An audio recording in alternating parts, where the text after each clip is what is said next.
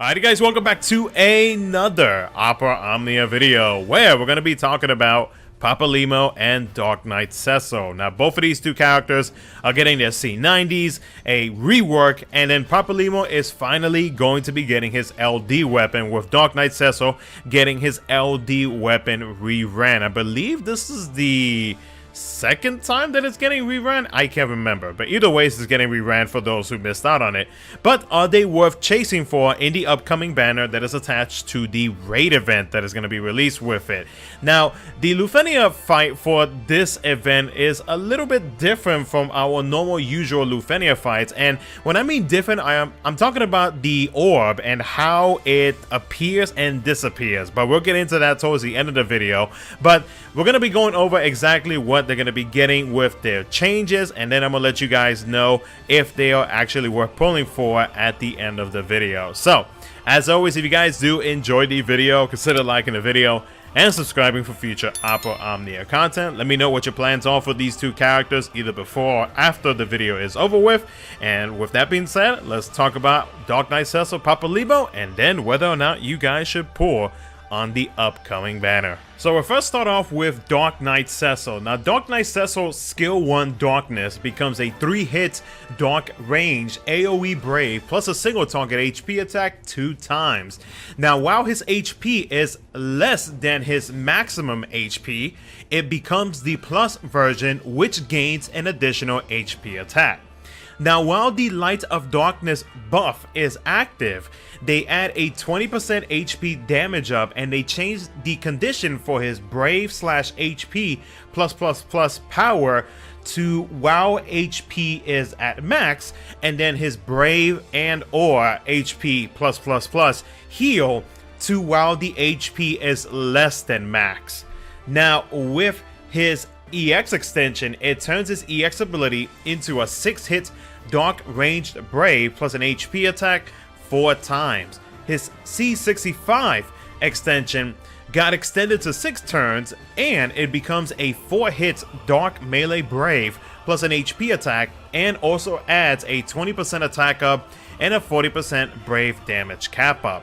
His LD board extension turns his LD ability into a 4-hit dark ranged Brave plus an HP attack 4 times, and deals 50% splash HP damage. His Power of Darkness buff adds a 20% Dark Enchant, 20% Stolen Max Brave Overflow, 20% HP damage up, and whenever he is dealing weakness Brave damage, he adds a 30% Stolen Brave damage up.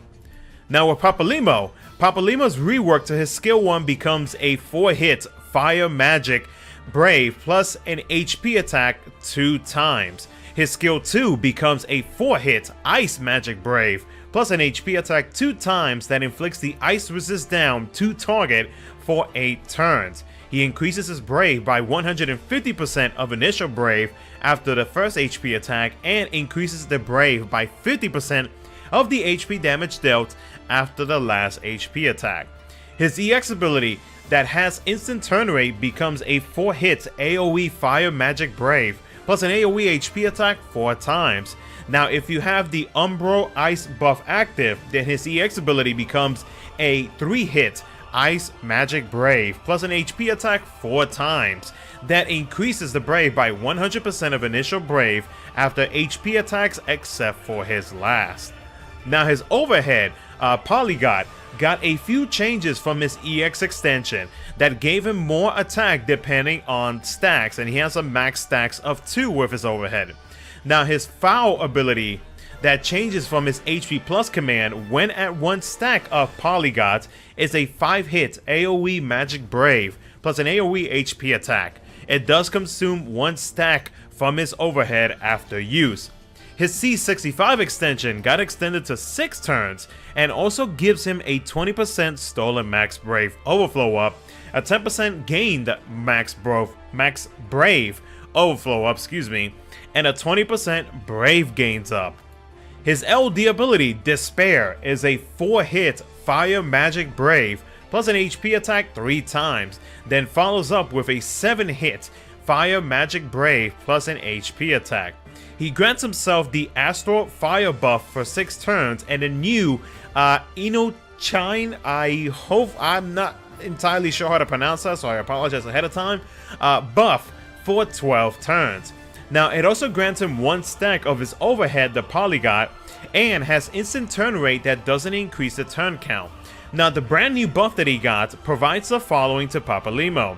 So it provides Papalymo with a 60% attack up, a 20% stolen max brave overflow up, a 20% brave damage up, and a 30% HP damage up. Now, this buff is a stackable buff, and it has a max stacks of 10, and whenever you reach its 10 stacks, it resets itself back down to 1 stack. But whenever it reaches 10 stacks, you do gain 1 stack of his overhead, which is very important, and we'll get into that into the why should you pull portion of the video, because it really basically, it's like a big circle when it comes to his overall kit. But again, we'll get into that here in just a bit.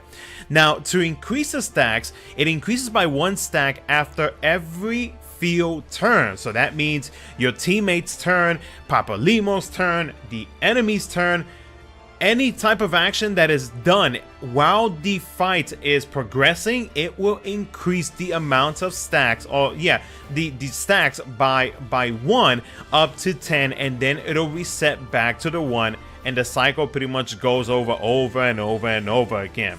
Now, this buff will be removed if neither the Astral Fire buff or the Umbral Ice buff is active. So you got to make sure that you have one of these 2 active on Papalymo, so that way you will not lose this buff.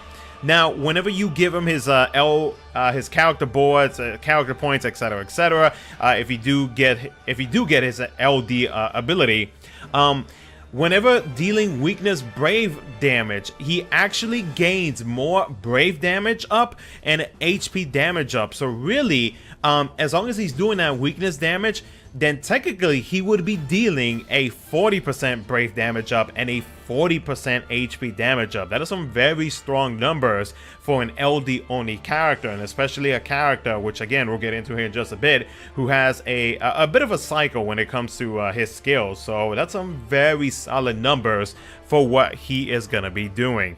So is Dark Knight Cecil and Papalymo worth pulling for in the upcoming banner? So with Dark Knight Cecil, I think everybody pretty much recognizes, or has an idea at least, of what Dark Knight Cecil does. I mean, he's able to launch, he does consume his HP on most of his abilities, and he is able to dish out some pretty solid damage, especially whenever he does initiate the knockback or the chase sequence. He does battery the party a little bit whenever you go into the sequence. So it's not too bad for what he does in general. And his LD ability pretty much increases the amount of damage that he's going to be dishing out, provided the buffs and the auras and whatnot that he is given to himself. And that's pretty much it. Like, he is mainly there for dealing damage, and that's pretty much it. Again, he's a selfish DPS character. There's nothing wrong with that, and he is able to launch as well. I think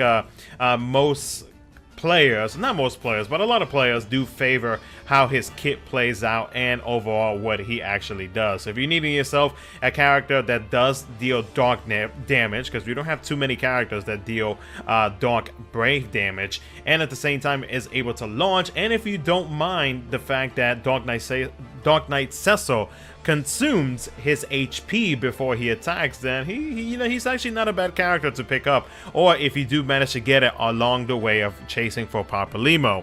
Now with Papalymo though, Papalymo, the way that he plays now is basically all focus on his overhead, the buff that he gets from his LD ability, and the instant turn rate that he now has in his kit. Now the instant turn rate is what's really going to help him out, so that way you are able to get the 1 stack on his overhead once you reach 10 stacks on his LD buff. And this gameplay that I recorded here, even though it's not the best gameplay in terms of showing off damage, but this gameplay that I recorded was pretty much to show off how his kit plays out, and the fact that he has so much turn rate in his kit that it is very easy to access the upgraded versions of his HP Plus and his Brave Plus. Now, depending on which one you choose will depend if you're going to be dealing single target damage or AoE damage. I think the Brave Plus version, which is called the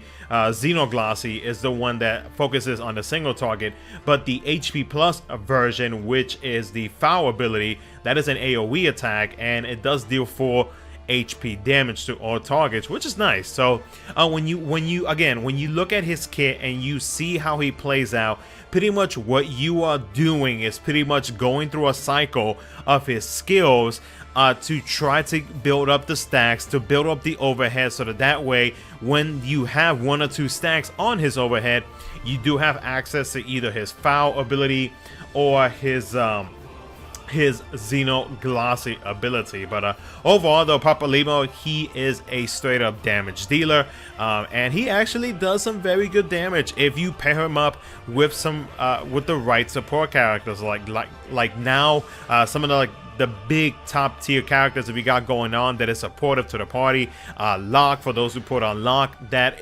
defense ignore is definitely going to help out with Papalymo, because Papalymo does have a good number of brave hits in some of his skills, so that's going to help him out a whole lot. Another one is definitely going to be Garnet. Garnet with her BT effect and whatnot, and the ores that she provides via her overhead is going to be good for Papalymo as well. And a few other characters. You got like Yushtola, you have what was the one character? Poem can also help out as well. But basically characters that is able to pretty much recover or help him in recover brave in between HP attacks. Like take example like Iroha, whether you use as a call ability or if you put it on the team, would actually work out pretty good with Papalymo. But basically what you are mainly trying to focus with Papalymo is trying to increase his brave damage output, and also some battery in between the brave hits, that in between the HP attacks that he's going to be dealing with his abilities. So those are like the 2 biggest things that you would focus on when it comes to Papalymo. Now with the Lufenia Plus fight, like I mentioned earlier in the video, the Lufenia Plus fight is a little bit odd. Let me get to the correct page real quick, because with this Lufenia Plus fight, pretty much the orb, so the orb triggers whenever Dark Bahamut uses focusing power for his next attack. That is when the orb appears, and it has a max count of 10.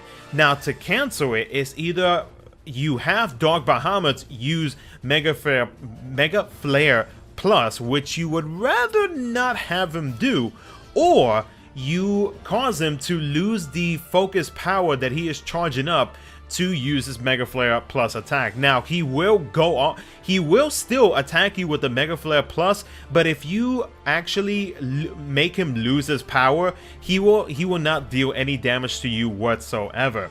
Now to increase the orb, the player needs to deal at least 300k HP damage in the second turn of one character's consecutive turn, which basically what is Papalymo is doing. So you need a character that is able to gain instant turn rate and at the same time deal that 300k HP damage on that second turn of their instant turn rate. So there are a few characters that is able to help out with that. Let me see if I can find it real quick.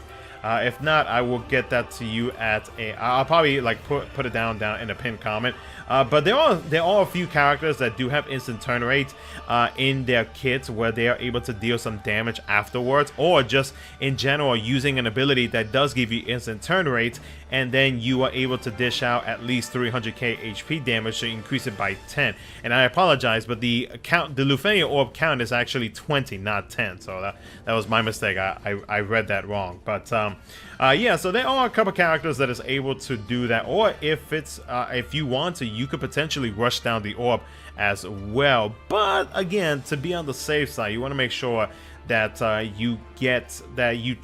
guess like in a way try to focus on the Lufenia orb, but I mean, there are different ways to be able to work around it with said kit. So but yeah, let me know what you guys think down in the comments section below on Papalymo and or Dark Knight Cesso. If you plan on pulling for them, let me know down in the comments below. And as always, if you guys do enjoy the video, consider liking the video and subscribing for future Opera Omnia content.